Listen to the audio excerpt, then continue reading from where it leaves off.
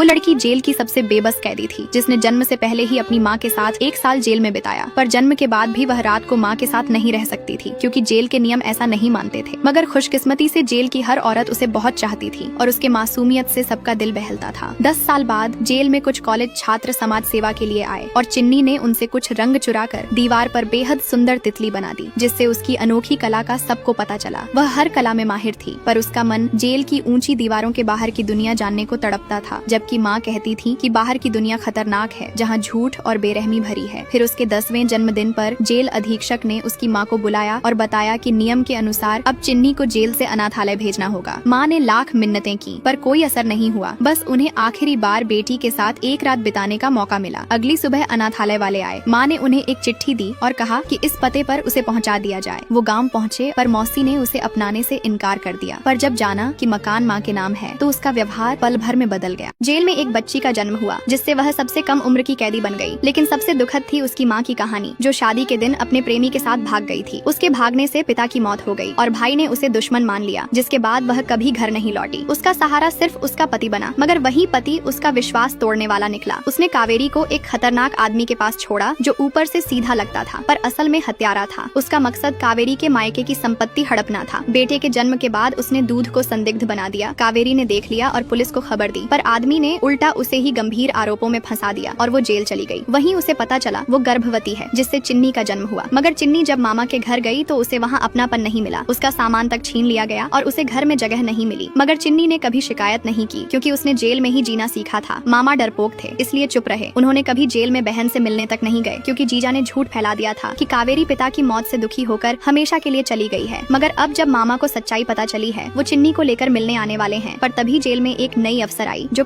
झांसी की एक सीधी सादी लड़की राधा यादव सुबह जल्दी उठती है, मम्मी के साथ रसोई में मदद करती है, फिर ऑफिस के लिए लैपटॉप खोलती है। लेकिन उसकी नजरें खिड़की से बाहर आसमान की ओर होती हैं, जहाँ कहीं उसका सपना है मुंबई में नौकरी करना, अपनी पहचान बनाना। पर घर का माहौल उसके सपनों जैसा आसान नहीं था। मम्मी चाहती थी कि राधा शादी कर ले। पापा को लगता था लड़की का घर बैठना ही सही है, और रिश्तेदारों की तो अलग ही राय थी। लेकिन राधा के दिल में कुछ और ही चल रहा है। वो जानती थी कि अगर अभी नहीं निकली तो जिंदगी भर पछतावे के साथ जीना पड़ेगा। चुपचाप वह अपने कॉलेज के दोस्त और मुंबई में जॉब कर रहे साहिल से बात करती है, जो उसे हिम्मत देता है। राधा, अगर तू मुंबई आना चाहती है तो बस छलांग लगा, बाकी सब संभल जाएगा। कुछ ही समय बाद राधा को एक इंटरव्यू कॉल आता है और वो अपने पापा से कहती है, मैं अपने सपनों को एक मौका देना चाहती हूँ। पहले तो सब चौंक जाते हैं, लेकिन पापा उसकी आंखों में सच्चाई देखकर उसे जाने देते हैं। और फिर आती है वो सुबह, जब राधा अपने सूटकेस के साथ बस में बैठी है। पीछे छूट जाता है उसका शहर, उसके लोग, लेकिन साथ होता है उसका हौसला। यही है सपनों की छलांग की शुरुआत, एक लड़की की जिंदगी से करियर तक के सफर की सच्ची कहानी। गुड्डी एक छोटे शहर की लड़की थी, जो मुंबई में अपने सपनों को पूरा करने आई थी। उसका भाई उसे मकान दिखाने ले गया, लेकिन मुंबई में 15,000 रुपए में मिलने वाला कमरा इतना छोटा था कि शुरू होने से पहले ही खत्म हो जाता था। दीवारें नम थीं और बारिश में पानी टपकने वाला था। ब्रोकर ने कहा कि पूरी मुंबई में बारिश के दौरान पानी टपकता है, इसलिए 2 महीने तक बाल्टी रख लेना होगा। गुड्डी के भाई ने सुझाव दिया कि शेयर्ड फ्लैट में रहे तो किराया कम हो जाएगा, लेकिन गुड्डी अकेली रहना चाहती थी, क्योंकि अजनबी लड़कियों के साथ रहना सुरक्षित नहीं लगता था। अंत में उन्होंने वही छोटा सा कमरा ले लिया और 5,000 रुपए टोकन मनी दे दी। जब गुड्डी ने अपनी माँ से फोन पर बात की तो उसने झूठ बोला कि घर अच्छा है, हालांकि वह जानती थी कि माँ चिंता करेगी। अगले दिन पहली बार ऑफिस जाने की तैयारी कर रही थी, लेकिन देर से उठी और भाई भी तैयार नहीं हुआ था, इसलिए वह अकेली ही स्टेशन निकली। रास्ते में वह भटक गई और ट्रैफिक में फंस गई। स्टेशन पहुंचकर उसने लोकल ट्रेन में सफर किया, जहां भीड़ में उसका फोन गिर गया। फिर भी वह किसी तरह समय पर ऑफिस पहुंच गई और ओरिएंटेशन में शामिल हुई। यहाँ उसे पता चला कि अगले हफ्ते उसे पुणे जाना होगा क्लाइंट साइट पर काम करने के लिए। हड़बड़ाहट में गुड्डी ऑफिस के पहले दिन ही परेशान हो जाती है। ऊपर से उसका 3 दिन पहले ही पीरियड आ जाता है और वह सैनिटरी पैड भी लाना भूल गई थी, जिससे उसकी शर्ट खराब हो जाती है। जब माँ का फोन आता है तो वह रोते हुए बताती है कि सभी उसे अजीब नजरों से देख रहे थे और वह बहुत परेशान हो गई है, क्योंकि मुंबई आने के बाद से ही उसकी सारी परेशानियां शुरू हो गई हैं। पहले तो रूम नहीं मिला, फिर फोन ट्रेन में गिर गया था और ऑफिस ढूंढने में भी दिक्कत हुई थी। लेकिन माँ ने उसे समझाया कि रोने से कुछ नहीं होगा और उसे कुछ करना चाहिए। इसलिए गुड्डी ने हैंड वॉश से अपनी शर्ट धोने का फैसला किया और ट्रेनिंग में पता चला कि उनके सुपरवाइजर बहुत सख्त हैं और 20 में से सिर्फ 5 लोगों को ही 3 महीने बाद नौकरी मिलेगी, जबकि पिछले साल सिर्फ 3 लोगों को ही जॉब मिली थी। और सभी को एक दूसरे को अपना प्रतिद्वंद्वी समझना चाहिए, न कि टीममेट। एक लड़की गुड्डी को सैनिटरी पैड देती है, जिसके लिए वह उसका धन्यवाद करती है। फिर एचआर समीक्षा सबको वेलकम किट देती है और कहती है कि आज सिर्फ ओरिएंटेशन था, इसलिए वे घर जा सकते हैं। लेकिन जब गुड्डी रूम आकर भाई से मिलती है तो पता चलता है कि वह झांसी वापस जा रहा है और 2 घंटे में उसकी ट्रेन है। अब गुड्डी मुंबई जैसे शहर में अकेली पड़ गई थी। गुड्डी का भाई उसे छोड़कर झांसी जाने वाला था क्योंकि घर में कोई जरूरी काम आ गया था, लेकिन आज उसके नए रूम की रजिस्ट्रेशन थी, इसलिए वह परेशान था कि गुड्डी अकेली कैसे सब कुछ संभालेगी। फिर भी उसने गुड्डी को समझाया कि अब उसे सब कुछ खुद करना सीखना होगा। जैसे वह सुबह अकेली ऑफिस गई थी, उसी तरह इस काम को भी वह अकेली कर सकती है। इसलिए ब्रोकर को बुलाया गया था जो उसे रजिस्ट्रेशन के लिए ले जाएगा, लेकिन ट्रैफिक की वजह से गुड्डी को देर हो गई और जब वह रजिस्ट्रेशन ऑफिस पहुंची तो मकान मालिक जा चुका था क्योंकि वह आधे घंटे से इंतजार कर रहा था। इसलिए उसने घर किसी और को दे दिया था, जिससे गुड्डी को बहुत बड़ा झटका लगा। अब उसके पास रहने के लिए कोई जगह नहीं थी और गेस्ट हाउस में रुकना बहुत महंगा था, इसलिए वह अपने घर वालों को फोन करके सारी बात बताई। तो उसके पिता ने कहा कि वह वहीं रुके और पैसों की व्यवस्था करने की कोशिश करेंगे, लेकिन गुड्डी जानती थी कि इतने पैसे घर से नहीं आ सकते, इसलिए उसने कम बजट में घर ढूंढने की कोशिश की जो या तो बहुत दूर था या फिर सुरक्षित नहीं था। अंत में उसे एक छोटा सा कमरा मिला जो बहुत छोटा था लेकिन उसके बजट में था।